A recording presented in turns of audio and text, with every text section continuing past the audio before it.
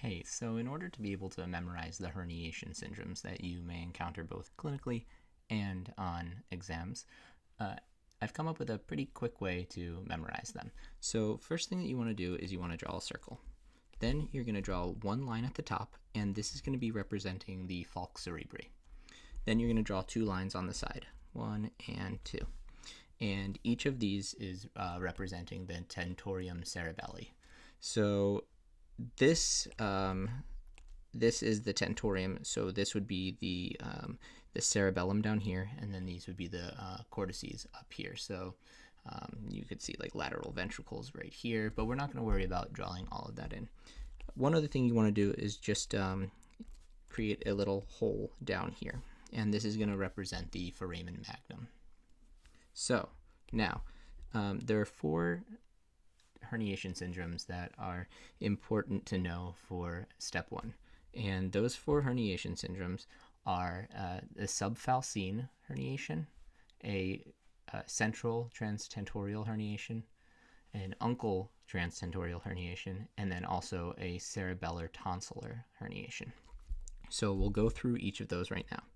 And here's a quick way to remember it. So the first one that we're going to cover is a subfalcine herniation, also known as a cingulate herniation. And that's going to come from over here and push onto the opposite side. So it's going to cross under the falx cerebri. And what you want to write for that is the letter A. We'll come back in and fill in what each of these things mean in just a moment. The next that we're going to encounter is our central. So we're going to start here and we're going to push through. So we're going to write B. Then our next one is going to start right here and then push under like this. We'll write C. And then our final one that we'll talk about starts here and then pushes down through the foramen magnum. And we'll write D. So A, B, C, and D. So now let's go back and talk about what these letters actually stand for. So A is going to stand for ACA compression. So a subfalcine herniation can compress the anterior cerebral artery. Then B is going to stand for brainstem. We can also say that it stands for basilar artery. And the basilar artery is going to be, what's basically going to happen is you're going to have displacement of the brainstem from this downward movement right here.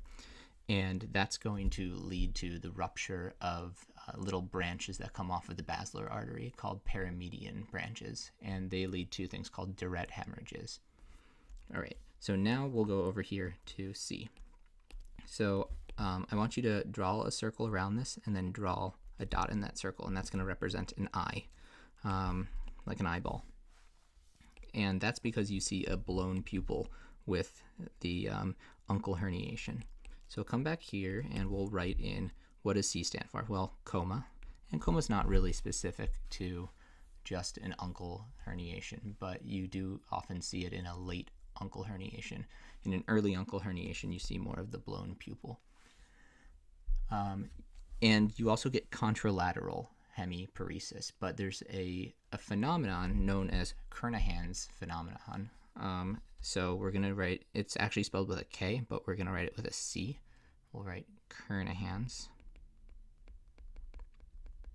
And what happens in Kernahan's is you get pushing from over here all the way to the other side. So it creates this confusing situation where you end up having a contralateral blown pupil and ipsilateral hemiparesis. So it's contralateral compression. So we'll say that contralateral compression creates confusion. Okay, now we'll move on to, one more thing about uncal herniation. So one other way to remember this blown pupil, you can say that, I don't know if you remember the musical artist Uncle Kracker, but you can say that he blew his career. So Uncle Kracker blew his career. Okay, now let's talk about D. So what is D? Well, this is a downward herniation. It's got a cerebellar tonsillar herniation, and that goes through the foramen magnum. So it's going down, and that often ends in death. So remember A, B, C, and D for your 4 different types of brain herniations. Now, there are other types of brain herniations that are probably important to know, but these are the 4 that are most commonly tested.